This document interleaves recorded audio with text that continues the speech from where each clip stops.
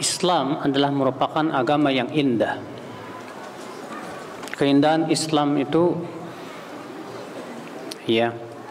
disebabkan karena ia turun dari penciptanya yang maha indah.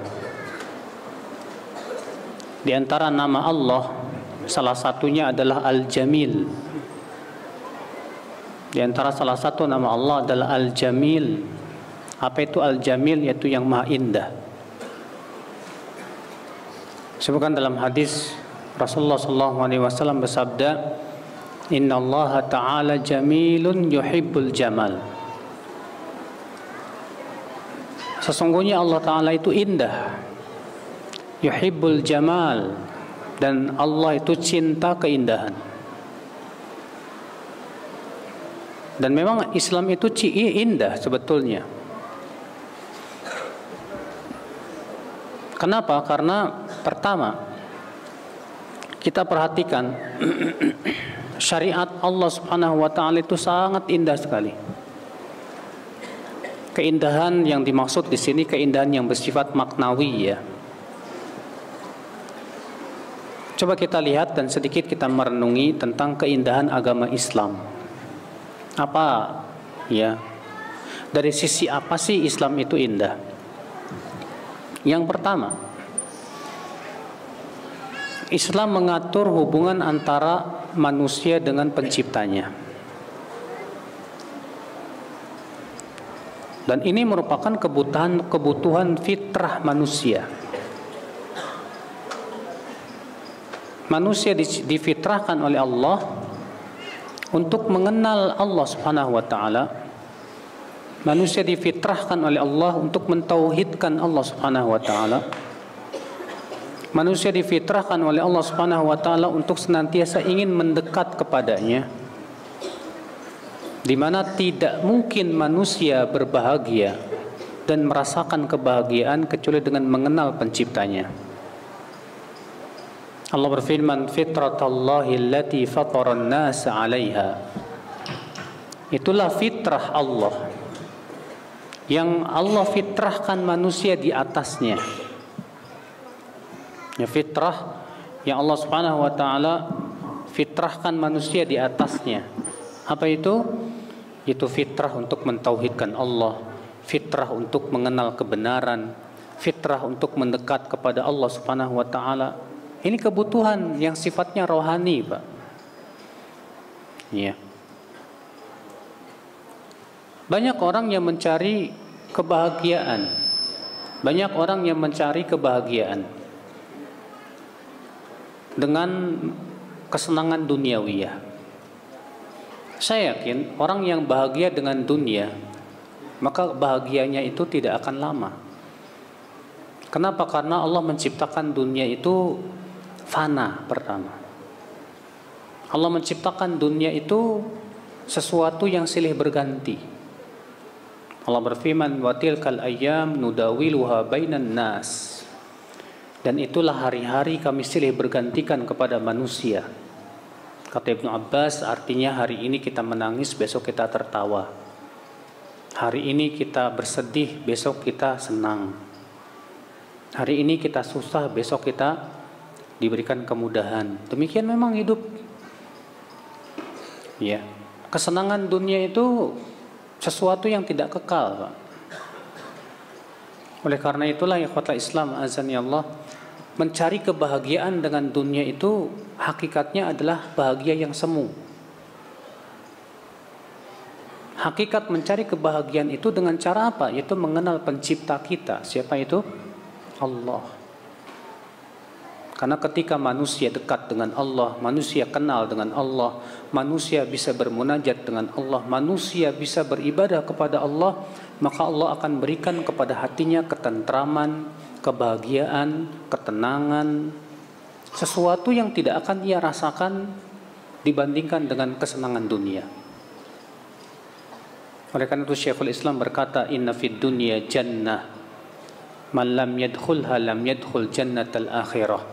Sesungguhnya di dunia ini ada surga. Siapa yang tidak masuk surga dunia, dia tidak akan masuk surga akhirat. Apa itu surga dunia? wa huwa ma'rifatullah, yaitu mengenal Allah. Dan memang benar, dengan mengenal Allah kita akan merasakan keindahan yang luar biasa. Iya. Ketika ia berzikir, Allah berikan kepadanya ketenangan, ketentraman hati. Allah berfirman, ala bidzikrillah tatmainnul qulub. Bahkan orang yang mengenal Allah itu, Pak, menjadi manusia yang paling tegar di dunia ini. Bagaimana tidak tegar? Ketika ia ditimpa musibah, ia tahu bahwa musibah ini dari Allah. Dan ia tahu bahwasannya jalan hanya satu, kesabaran. Sebab kesabaran itu yang akan mendatangkan pertolongan Allah bersamanya. Sebagaimana Rasulullah SAW sabda, wa'lam anna nasr ma'as sabr. Kata Rasulullah, ketahuilah pertolongan Allah itu setelah kesabaran. Hanya kesabaran, maka ia bersabar menghadapi berbagai macam ujian, cobaan. Ya, ia tidak mudah putus asa. Kenapa? Karena tawakalnya dia kuat kepada Allah Subhanahu wa taala. Orang yang bertawakal kepada Allah itu tidak mudah putus asa, Pak. Hidupnya tegar, dia tidak menjadi orang yang penakut. Beda dengan orang yang tidak bertawakal kepada Allah. Hidupnya dirundung kekhawatiran. Hidupnya dirundung ketakutan. Kenapa? Karena dia tawakalnya kepada selain Allah. Dia tawakal kepada makhluk. Saudara-saudaraku sekalian, ikhwatul Islam, azani Allah wa iyyakum. Makanya manusia yang paling merasakan kebahagiaan di dunia ini siapa? Rasulullah. Kenapa? Karena beliau yang paling mengenal Allah. Semakin seseorang mengenal Allah, semakin seseorang akan merasakan kenikmatan dan kebahagiaan. Dan semakin ibadah itu terasa indah di hatinya. Makanya kalau dia sudah merasakan keindahan ibadah, maka berarti dia sudah merasakan manisnya iman. Dia merasakan manisnya iman, Pak. Ibadah lebih indah di hatinya daripada nonton sepak bola. Ibadah lebih nikmat di hatinya daripada main game. Ibadah lebih nikmat di hatinya daripada apa? Ya, segala-galanya, Masya Allah. Makanya saudara-saudaraku sekalian, kalau kita sudah sampai kepada derajat ini, saya yakin dia akan menganggap agama ini indah sekali. Tapi kalau orang belum merasakan keindahan yang hakiki ini, dia tidak akan menganggap agama ini indah, Pak. Bahkan dia akan menganggap agama ini beban. Ya, datang bulan puasa cemberut. Kenapa? Ya, nggak bisa makan siang, nggak bisa kuliner, lapar dan yang lainnya. Mendengar azan, berat rasanya mau pergi ke masjid. Dia menganggap sholat itu beban. Mau sholat taraweh, berat rasanya, Pak. Makanya sholat tarawehnya cepet-cepetan. Makanya ada yang namanya taraweh tercepat di dunia, Pak. Ya. Kenapa itu bisa terjadi? Karena dia menganggap sholat tarawih itu beban. Makanya dia ingin cepat-cepat selesai. Sebab kalau dia tidak menganggap sholat tarawih itu beban, dia menganggap tarawih ini seperti kita berada dalam sebuah taman yang indah. Kita merasakan nikmat tarawih, mendengarkan ayat-ayat Al-Quran, bacaan dan yang lainnya, kita bermunajat. Nggak mungkin kita cepet-cepetan, Pak. Nggak mungkin. Ya. Maka saudara-saudaraku sekalian, orang yang sudah merasakan keindahan syariat Allah di hatinya, dia akan menganggap agama ini luar biasa sekali. Tapi orang yang tidak merasakan di hatinya keindahan syariat Allah, dunia lebih indah di hatinya daripada akhirat. Mengingat manusia lebih indah di hatinya daripada mengingat Allah Subhanahu wa taala. Ya. Demikian pula kesenangan-kesenangan dunia dan syahwat bagi dia lebih indah daripada kesenangan-kesenangan munajat. Saya yakin Pak, orang kayak ginian tuh nggak bakal bisa merasakan keindahan apa? Islam. Iya. Akhirnya apa? Dia akan berpikir ini agama ini berat sekali. Dikit-dikit nggak boleh, ini haram, riba haram, pacaran haram, arak haram. Ya. Oh, ini agama dikit-dikit haram sih. Akhirnya apa? Dia menganggap agama ini apa? Berat, susah, mengikat, mengekang.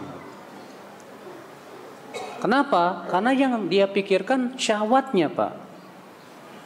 Coba kalau tidak dia gunakan sedikit saja akal pikirannya. Kenapa sih Allah mengharamkan riba? Ternyata riba itu memakan harta manusia. Kenapa sih Allah mengharamkan zina?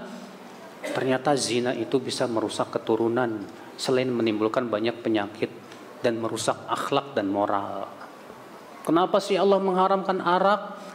Ternyata arak itu banyak sekali mudarat-mudaratnya, terutama merusak akalnya. Ya Mas ya. Jangan bobok Mas. Suara saya merdu ya Mas ya.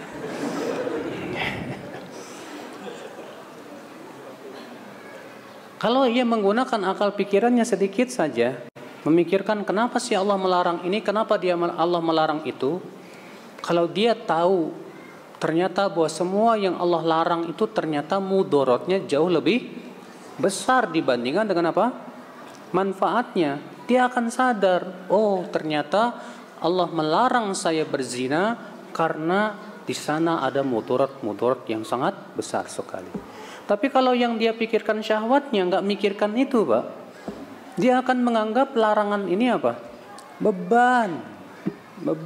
Saya nggak bebas untuk apa? Mengumbar syahwat saya.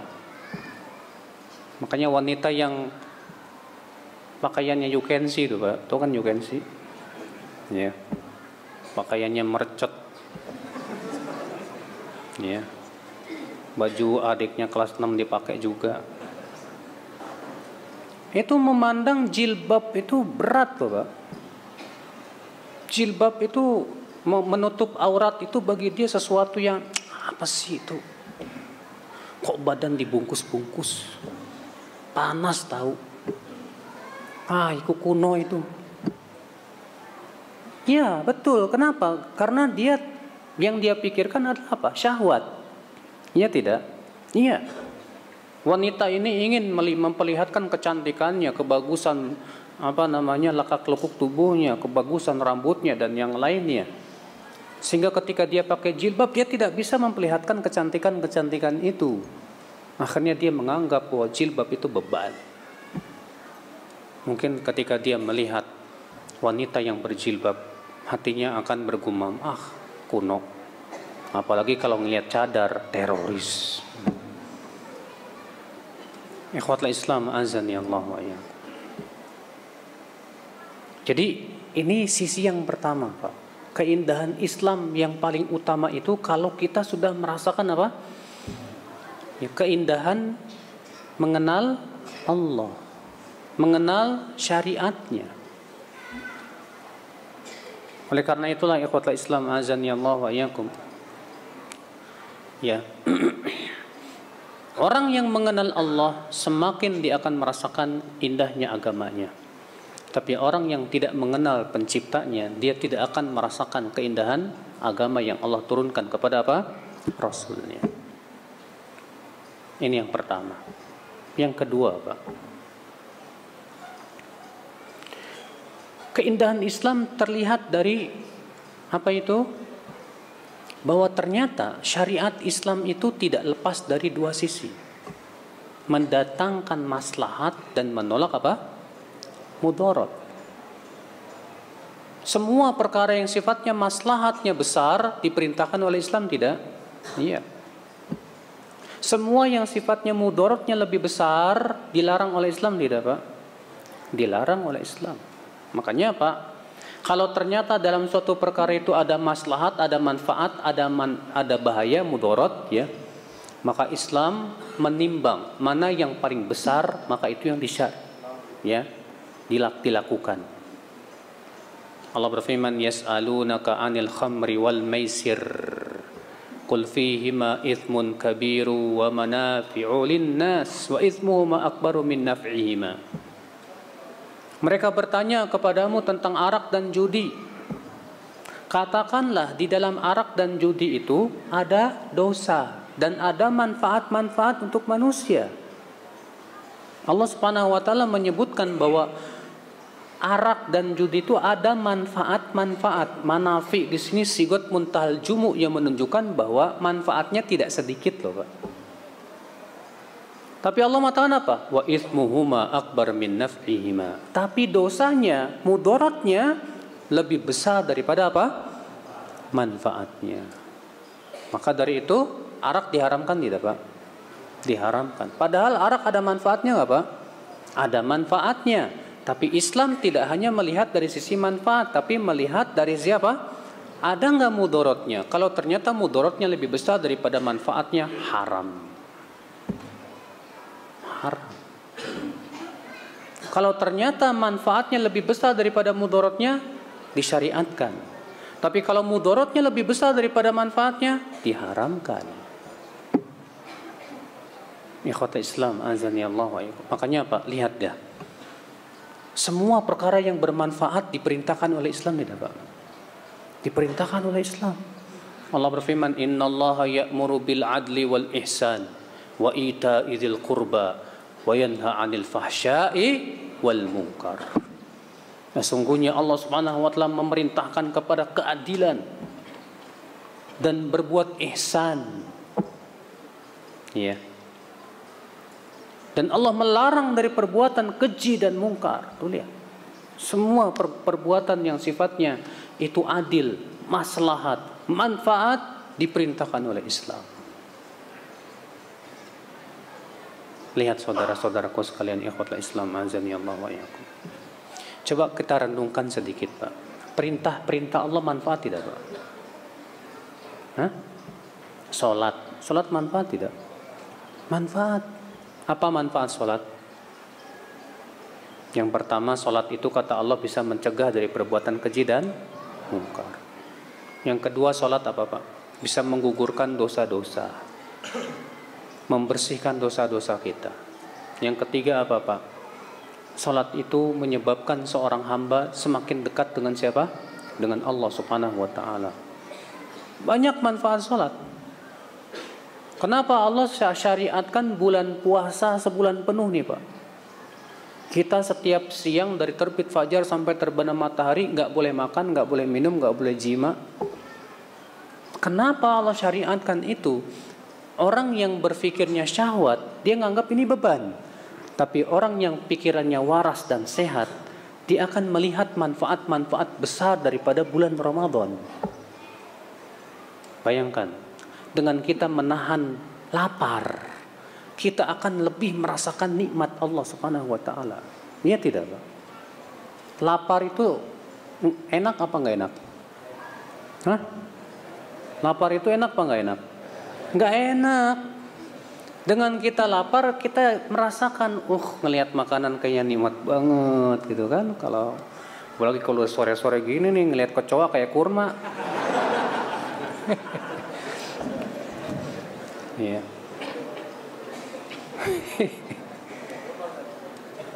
Ikhwata Islam azan ya Allah ya. Kenapa? Lihat, ketika kita lapar kita merasakan betapa nikmatnya makanan yang Allah berikan kepada kita itu. Ketika kita lapar kita langsung mikir, Pak, bagaimana kalau ternyata Allah hilangkan makanan di muka bumi, coba. Kita jadi mikir, siapa yang memberikan kepada kita makanan-makanan ini? Ada nasinya, ada tempenya, ada kolang-kalingnya, ada ya gehunya, ya, ada comroknya, ada seblaknya, macam-macam sudah. Nikmat sekali rasanya.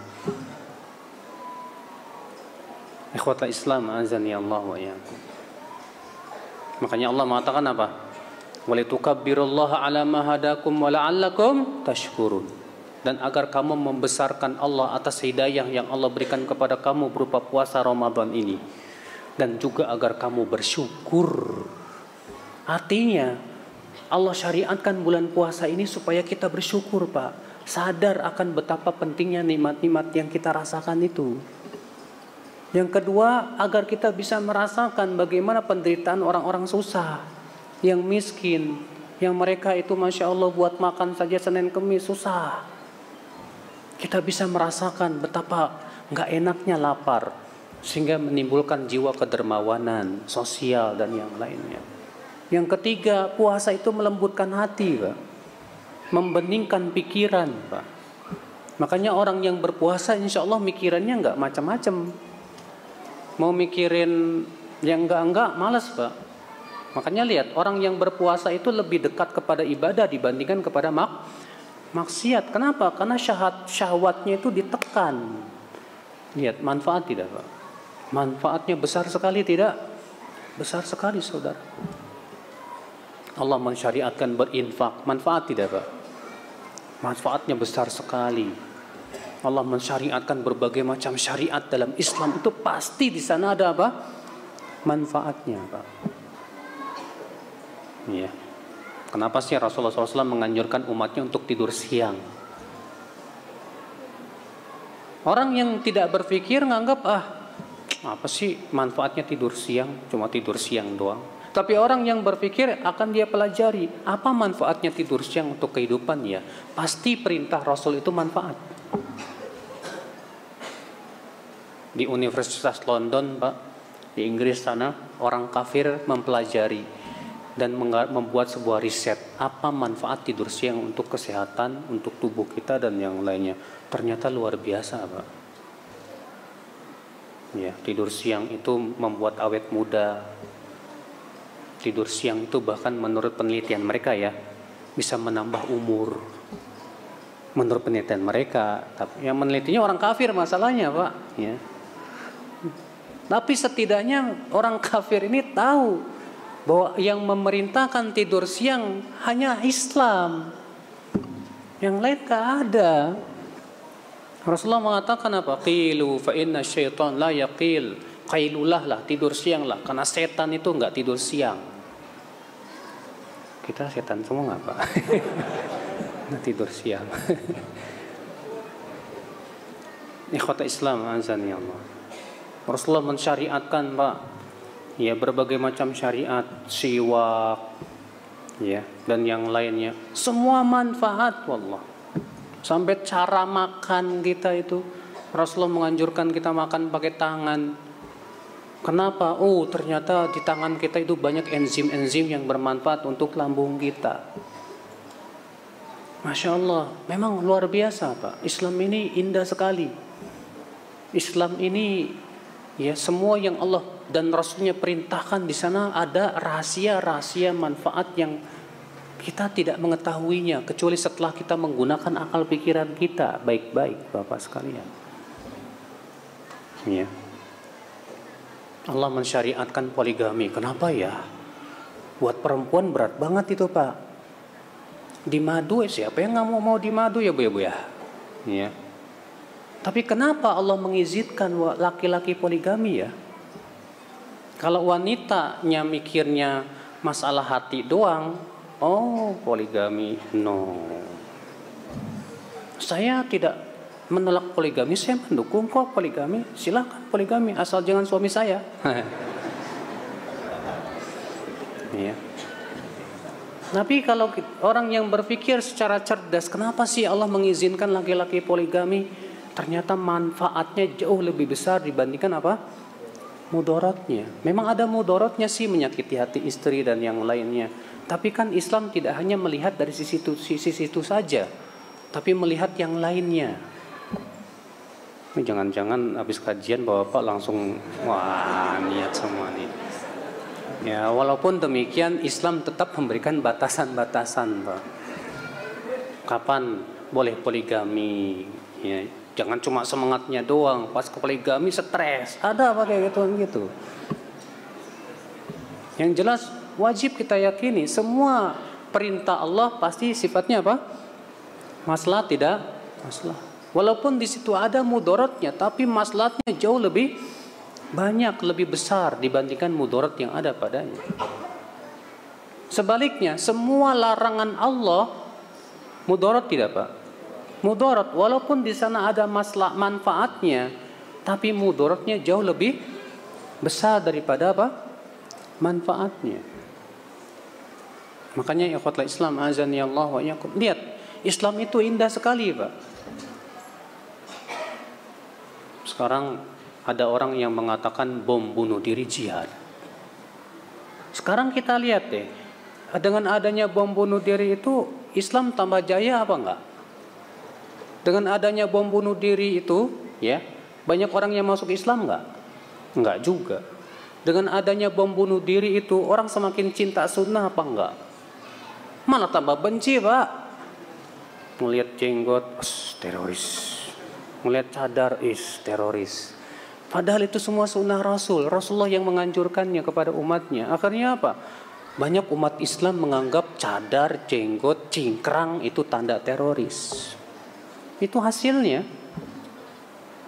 Ya. Maka dari itulah akhul Islam azani Allah wa iyyakum. Maka sesuatu yang seperti ini tidak mungkin disyariatkan oleh Islam, Pak. Karena jelas tidak ada manfaatnya, yang ada apa? Jauh mudaratnya jauh lebih besar. Merusak citra Islam. Islam menjadi tercoreng, Bapak sekalian. Ya. Ikhwatul iman azani Allah wa iyyakum. Maaf ya, buat yang merokok, dengarkan aja dulu sebelum ngambek atau ngamuk-ngamuk. Coba pikirkan baik-baik, Pak. Merokok itu memang buat yang ketagihan sih enak, Pak. Kalau udah nggak ngerokok itu pusing rasanya. Ya. Tapi kalau orang yang berpikir apa sih manfaatnya rokok? Rokok ada manfaatnya nggak? Bisa saya disebutkan satu saja manfaat rokok? Hah? Manfaat rokok menghindari maling, Ustadz. Apa itu? Ya, maling mau masuk batuk-batuk kita.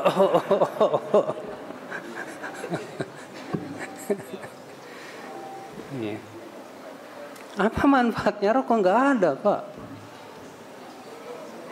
Arak saja, Pak, masih digunakan oleh tabib-tabib Cina untuk pengobatan loh, Pak. Tapi nggak ada tabib Cina yang menjadikan rokok sebagai apa? Pengobatan, nggak ada. Lah, kalau orang yang berpikir nggak mungkin, Pak, rokok itu hukumnya sebatas makruh, nggak mungkin. Ya. Oke, arak saja manfaatnya banyak, tapi mudaratnya jauh lebih besar daripada apa? Manfaatnya. Allah haramkan. Bagaimana kalau mudaratnya 100% atau 99%? Masa cuma makruh? Pernah dengar nggak puisinya Pak Taufik Ismail? Ini pujangga loh beliau nih, terkenal sekali. Beliau mengatakan apa? Daging babi diharamkan karena ada sekian mudarat sama dengan haram.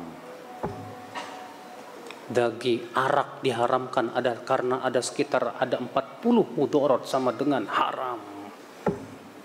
Zina diharamkan karena ada sekitar 50 lebih mudarat sama dengan haram. Rokok ada 4.000 mudarat. Mau diapain? Masa cuman makruh? Gak mungkin, Pak. Maaf ya, yang mengerokok ya, Pak ya. Jangan cemberut dulu, Pak. Ya. Karena sifat manusia itu kalau kesenangannya disentuh, ya suka cemberut, Pak. Ah, Ustadz nih sok tahu. Ya. Bukannya saya sok tahu, saya cuma ingin membimbing aja, Pak. Ya, mudah-mudahan Bapak dapat hidayah. Meninggalkan rokoknya. Ya. Karena masalahnya rokok itu yang mudarat bukan cuma yang ngerokok. Perokok pasif terkadang, tanya sama Pak Dokter nih. Ini ada Pak Dokter sini nih, Masya Allah. Badannya paling gede lagi di sini. Maklumlah dokter subur lah. Ya. Ikhwatal Islam azani Allah wa iyyakum. Jadi inilah saudara-saudaraku sekalian, ikhwatul iman azani Allah wa iyyakum. Jadi Pak, Islam itu agama yang sangat indah dari sisi yang kedua, karena Islam selalu mempertimbangkan antara manfaat dan mudarat. Iya. Yang ketiga, apa sisi keindahan Islam, Pak? Sisi keindahan Islam yang ketiga, Pak, Islam itu agama yang memberikan kemudahan kepada pemeluknya. Islam itu syariatnya mudah. Saya berikan contoh. Salat 5 waktu. Allah mewajibkan salat hanya 5 waktu saja. Dari 24 jam hanya 5 waktu. Bapak sekali sholat berapa menit? Hah? 10 menit? Hah? 5 menit? Ya. Nggak apa-apa deh 5 menit. 5 menit kecepatan, Pak. Ya. 10 menit lah ya. 10 kali 5 berapa? 50. 50 menit itu Allah bagi pada 5 waktu. Dan Allah tidak mewajibkan sholat jam 12 malam, Mbak. Waktu subuh, waktu zuhur, waktu asar, waktu maghrib, waktu isya. Allah tidak mewajibkan kepada kita alhamdulillah 50 waktu, enggak. Tadinya mau disyariatkan 50 waktu. Tapi ternyata dikurangi sampai 5 waktu. Alhamdulillah. Sudah gitu 5 waktu ini nilainya sama dengan 50 kata Rasulullah. Masya Allah. Sholat itu mudah sebetulnya, Pak. Tapi kenapa ya ada orang yang malas-malasan sholat? Disuruh sholat, nggak mau. Disuruh sholat, disuruh sujud, nggak mau, Pak. Ada apa? Kenapa? Itulah, Pak. Itu akibat daripada yang pertama maksiatnya. Udah tebal di hatinya itu. Yang kedua, Pak, karena ada penyakit-penyakit hati, terutama penyakit kemunafikan itu, Pak. Kesombongan dan yang lainnya. Iya. Sehingga akhirnya menganggap sholat yang sebetulnya mudah, dianggap apa? Susah, berat. Iya. Itulah saudara-saudaraku sekalian ikhwatul Islam azan yang padahal sebetulnya mudah kok. Kata siapa sih susah? Ya. Cuma 5 menit berdiri di hadapan Allah. Antum di depan sinetron sampai berjam-jam kuat. Masa 5 menit di hadapan Allah? Ya, menganggap itu beban dan berat. Mudah kok. Zakat mudah tidak, Pak? Mudah. Allah mewajibkan zakat emas. Zakat emas itu kalau sudah sampai nisabnya berapa? 85 gram. Setelah sampai 85 gram ditunggu berapa? 1 tahun. Kalau ternyata di tengah jalan berkurang dari 85 gram, udah ada kewajiban. Kapan mulainya lagi? Ketika sudah 85 gram lagi, start lagi dari awal. Start lagi awal untuk setahun yang akan datang. Setelah setahun ternyata nggak berkurang dari 85 gram, Allah hanya minta 2,5%, Pak. Itu setahun sekali. Makanya zakat profesi itu batil, Pak. Sekarang, Pak, orang yang mengatakan zakat profesi antum menghasilkan apa? Duit kan? Duit itu kalau dikiaskan kepada apa cocoknya, Pak? Kepada emas, Pak. Maka harusnya zakat profesi itu menyesuaikan dengan emas. Tapi ini enggak, setiap gajian langsung dipotong 2,5%. Itu aturan dari mana? Kalau ada yang berkata, ya Zakat profesi itu kan dikiaskan kepada pertanian. Karena petani itu profesi. Maka Anda juga profesi, berarti oke, kalau petani kan macam-macam. Ada yang irigasi, ada yang tada hujan. Kalau tada hujan mengandalkan air hujan 10%. Kalau diairi dengan kita keluar dana 5%. Sekarang antum masuknya yang 5% apa 10%? Yang kedua, petani itu menghasilkan apa? Biji. Yang kerja di bank apa di bank lagi? Di kantor menghasilkan apa? Duit. Biji sama duit ilatnya sama enggak? Enggak sama, Pak, jauh. Dan anehnya lagi, sebetulnya orang yang mewajibkan zakat profesi mengakui kalau uang itu harusnya dikiaskannya dengan emas. Buktinya, ketika mereka ditanya berapa persen dikeluarkan dari zakat profesi, apa katanya? 2,5%. Loh, kok 2,5%? Ya dikiaskan ke emas. Ya kalau dikiaskan ke emas semuanya dong, jangan separuh-paruh. Kalau misalnya antum gajinya cuma 3 juta, kebutuhan antum dalam sebulan 5 juta, dipotong 2,5%, apa nggak nyusahin itu? Itu kan termasuk memakan harta manusia dengan apa? Batil, Bapak sekalian. Tidak ada dalam syariat Islam mewajibkan untuk zakat itu setiap bulan, nggak ada. Islam mudah dalam zakat, Pak. Apa kalau antum punya lahan pertanian ya? Antum petani apel. Apel ada zakatnya tidak? Tidak ada. Kenapa? Karena apel bukan makanan pokok. Sedangkan yang dikeluarkan zakat itu hanya makanan apa? Pokok saja. Sekarang antum pengusaha apel dan Masya Allah apel antum itu sampai puluhan hektar. Ada zakatnya? Nggak ada. Antum punya kuda ya. Kudanya satu kudanya hartanya 200 juta. Antum punya 50 kuda. Ada zakatnya? Tidak ada. Karena Rasulullah mengatakan kuda tidak ada zakatnya. Antum petani sayur mayur. Dan Masya Allah sayur mayur antum berpuluh-puluh bahkan ratusan hektar. Ada zakatnya? Tidak ada. Karena Rasulullah mengatakan sayur mayur itu nggak ada zakatnya. Antum punya ternak mobil di rumah. Mobilnya sampai 20 biji. Ya. Semuanya buat digunakan untuk kebutuhan pribadi. Ada zakatnya? Nggak ada zakatnya. Antum punya rumah di mana-mana. Di Jakarta 1, di Bandung 1, di Semarang 1. Istrinya 1, Pak. 1 di Jakarta, 1 di Bandung, 1 di Semarang.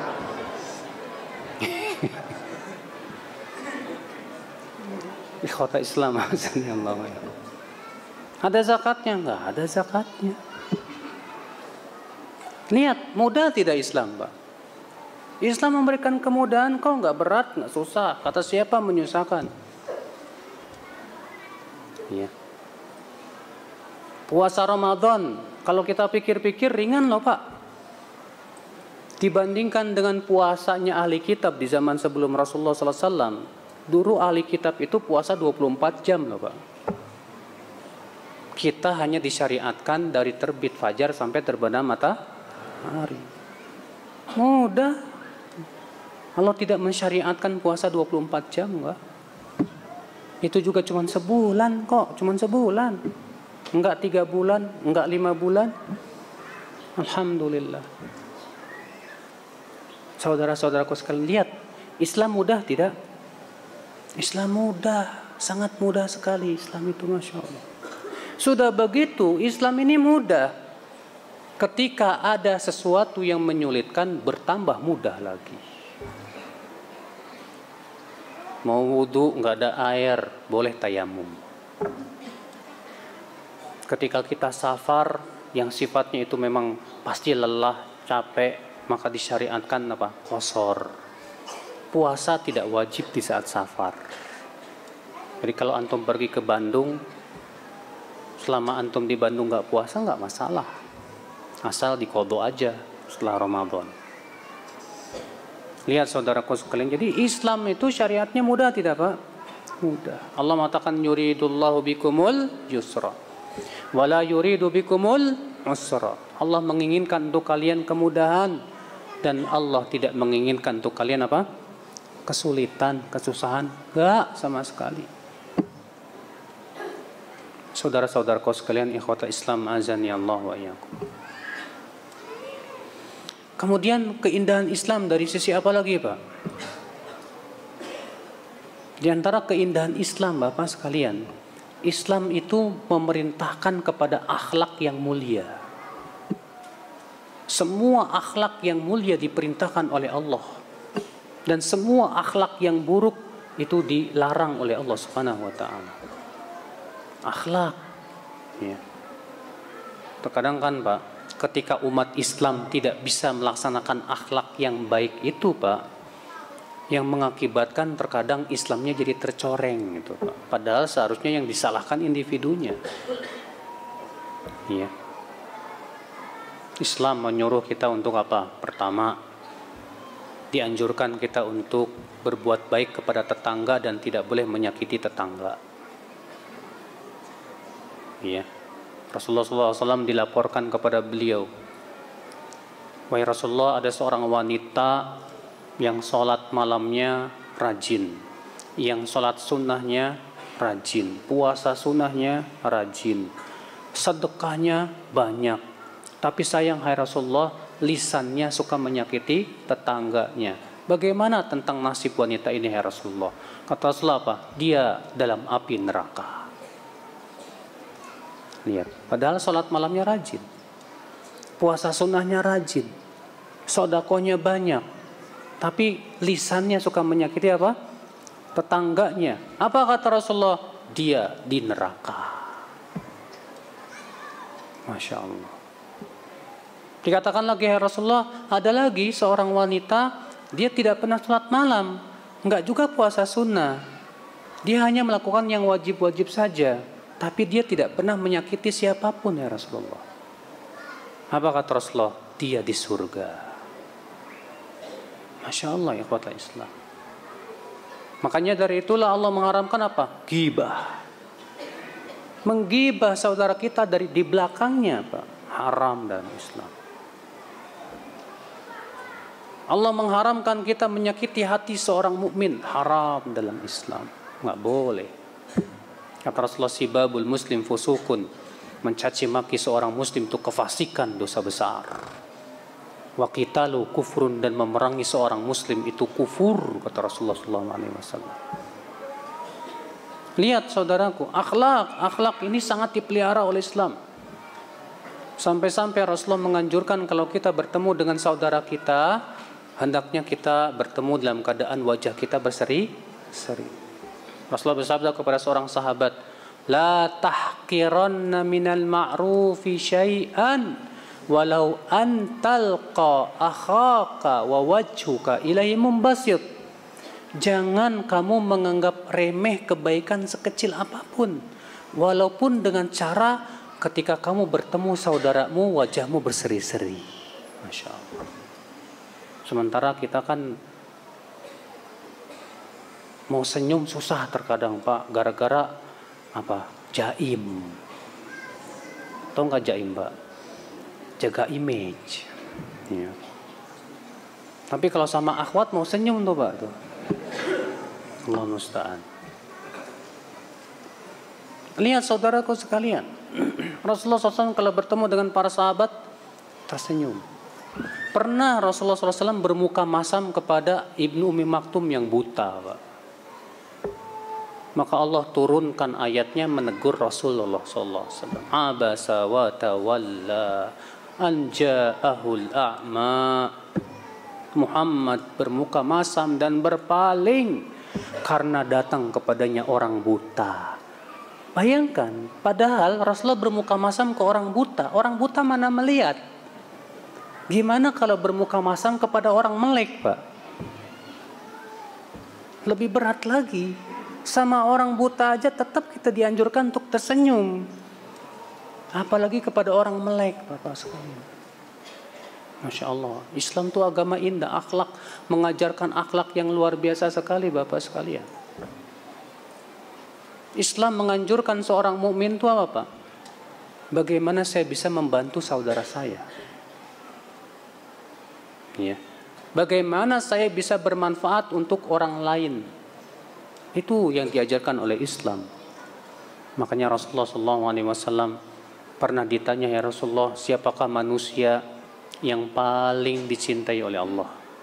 Kata Rasulullah, yaitu yang paling bermanfaat buat manusia.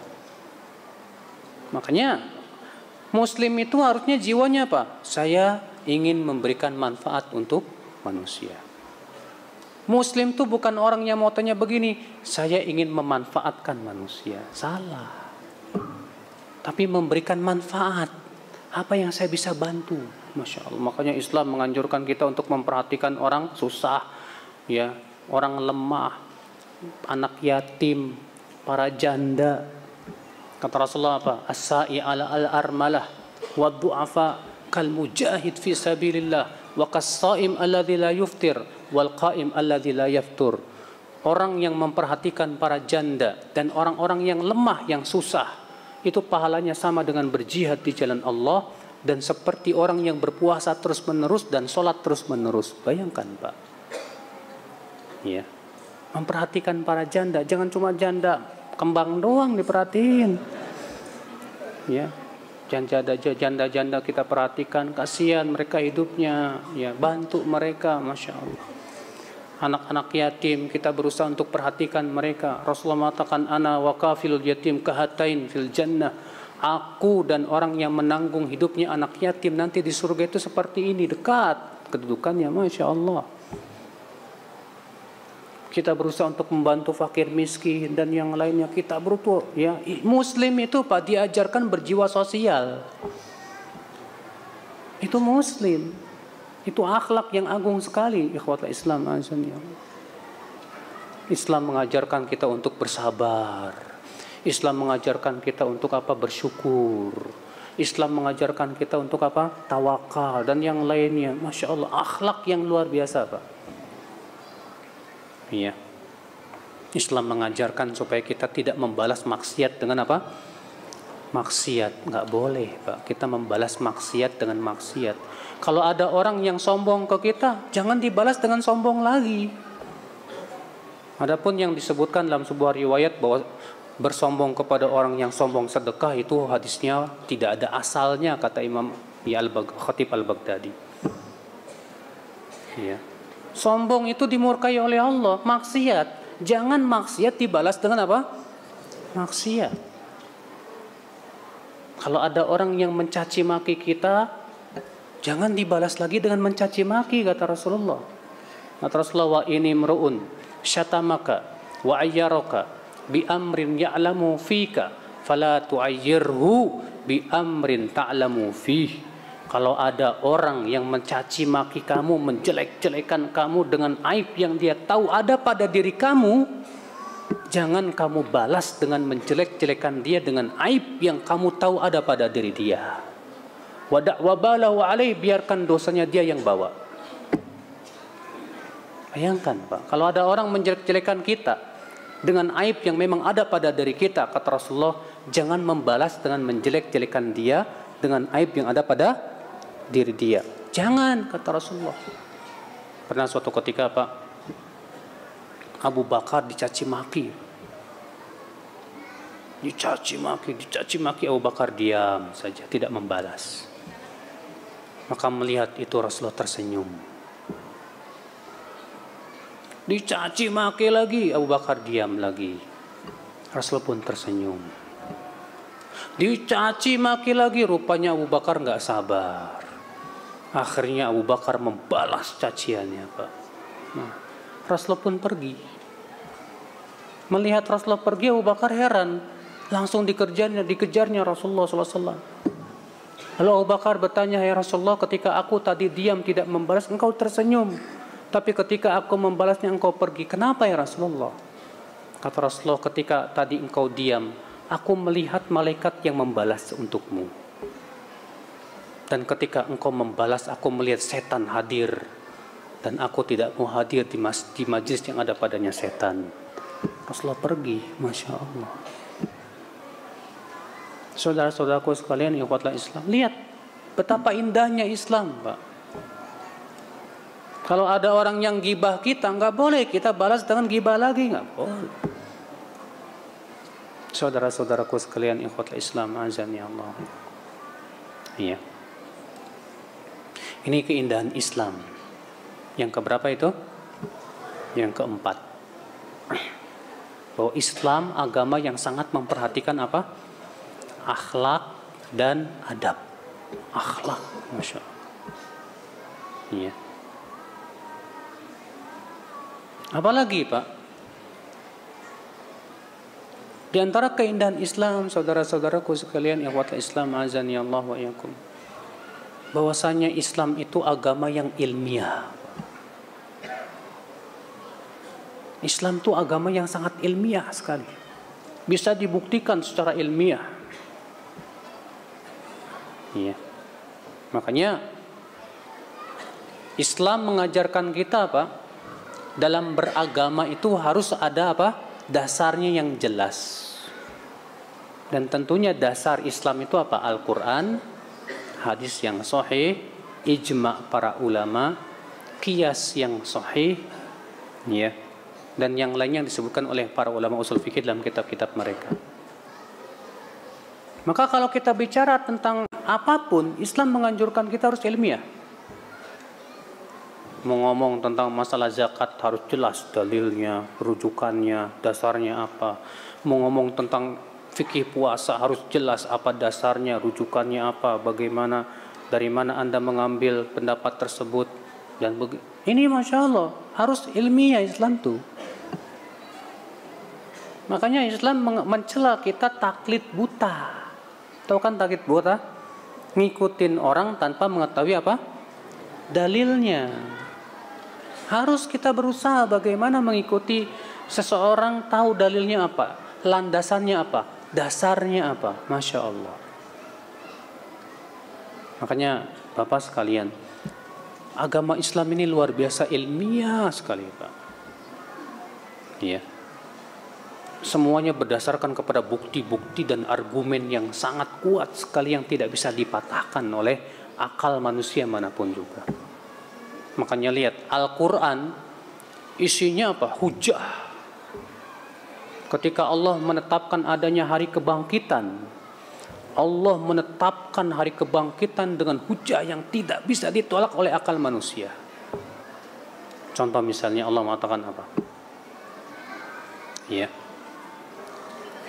Allah mengatakan dalam surat Al-Qiyamah, Allah ingin menetapkan tentang adanya kebangkitan. Ya. Ayahsabul insanu ayyutraka suda alam yakun nutfatan min maniyyin yumna thumma kana 'alaqatan fa khalaqa fa sawwa faja'ala minhu az-zawjayn adh-dhakara wal untha alaysa dzalika biqadirin 'ala an yuhyiyal mauta. Lihat. Bukankah manusia tadinya adalah saripati air mani yang terpancar, lalu Allah jadikan ia segumpal darah, kemudian Allah sempurnakan penciptaannya, lalu Allah jadikan manusia berpasang-pasangan laki-laki dan wanita. Bukankah itu menunjukkan bahwa Allah mampu untuk menghidupkan orang yang sudah meninggal? Lihat Pak, hujah akal nggak bisa ditolak nih Pak. Artinya kalau Allah mampu menciptakan manusia dari saripati air mani yang tadinya tidak ada jadi ada, bagi Allah lebih mudah lagi untuk membangkitkan yang sudah ada meninggal kemudian bangkit lagi. Mudah bagi Allah itu. Masya Allah. Ya, ketika Allah Subhanahu wa taala Pak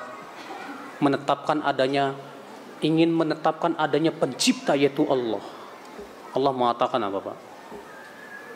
Mengajak akal kita berpikir. Am khuliqu min ghairi syai'in am humul khaliqun. Am khalaqus samawati wal ard bal la yuqinun. Allah mengatakan apa? Apakah mereka diciptakan dengan tanpa sesuatu? Artinya tiba-tiba jadi? Gak mungkin. Am humul khaliqun, ataukah mereka yang menciptakan dirinya sendiri? Mungkin, Pak? Hah? Mungkin enggak ini ada sendiri, Pak? Tiba-tiba ada. Mungkin enggak? Secara akal. Atau mungkin enggak dia menciptakan dirinya sendiri, Pak? Hah? Enggak mungkin juga secara akal. Berarti mau tidak mau apa? Ini ada yang membuatnya. Oke? Demikian pula manusia.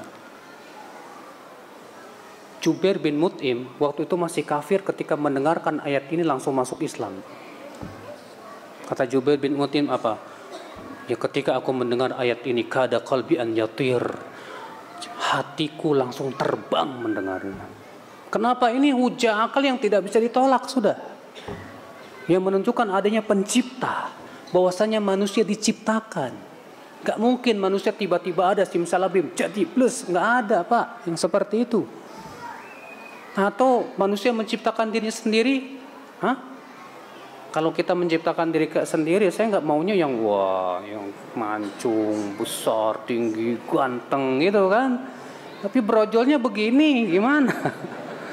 Kita tidak bisa merubah apa-apa. Berarti kita memang diciptakan. Coba hujah akal mana yang bisa menolak ini, Pak? Hatta orang ateis pun tidak bisa menolak ayat ini, Pak. Ilmiah tidak, Pak? Sangat ilmiah sekali, Pak. Bahkan Al-Quran, ya, rahasia-rahasianya baru diketahui setelah kemajuan teknologi yang sangat canggih. Baru ditemukan, Masya Allah, Bapak sekalian, ya, luar biasa Al-Quran ini, Pak.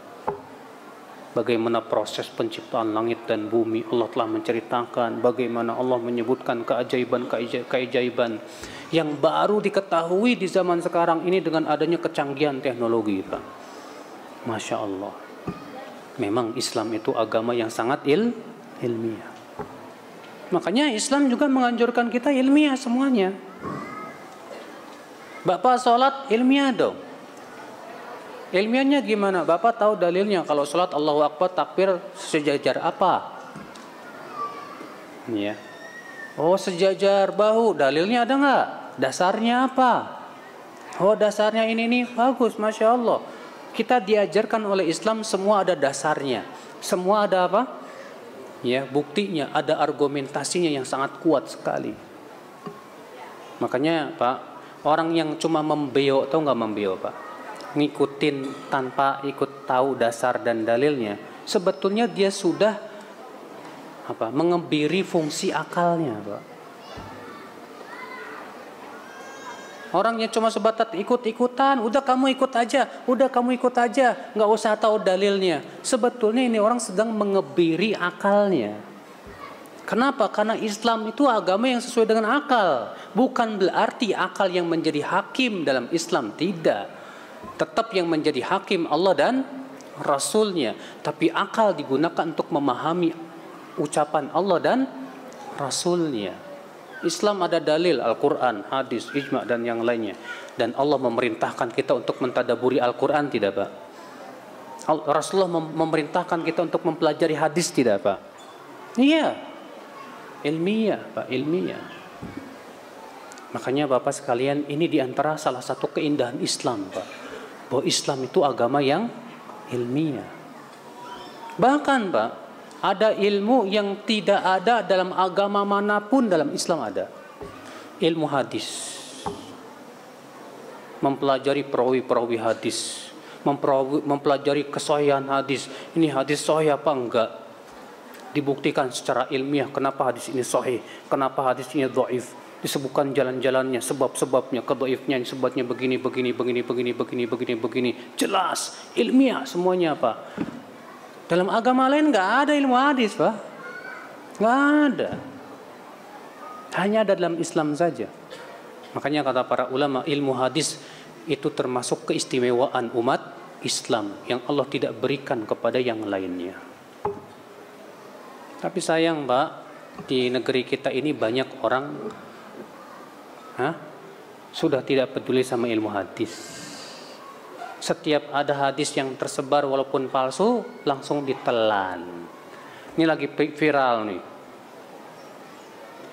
Video itu nanti pada malam 15 bulan Ramadan bertepatan malam Jumat akan nanti terjadi apa, suara mengaum katanya apa, itu biasanya akan ada huru-hara di bulan Syawalnya.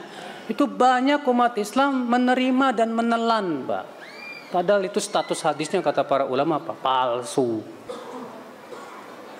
Palsu, Pak. Iya. Saudara-saudaraku sekalian, ikhwatul Islam azani Allah wa iyyakum. Nah, inilah saudaraku ya. Jadi Islam itu agama yang ilmiah, semuanya bisa dibuktikan. Ibadah apapun harus bisa dibuktikan dasarnya apa, dalilnya apa. Islam tidak mengizinkan kita berbicara dengan agama sebatas dengan apa? Akal saja, tidak. Karena agama ini milik Allah Subhanahu wa taala, bukan milik ya, tidak diserahkan kepada akal-akal manusia, tidak. Nah, demikian yang bisa saya sampaikan.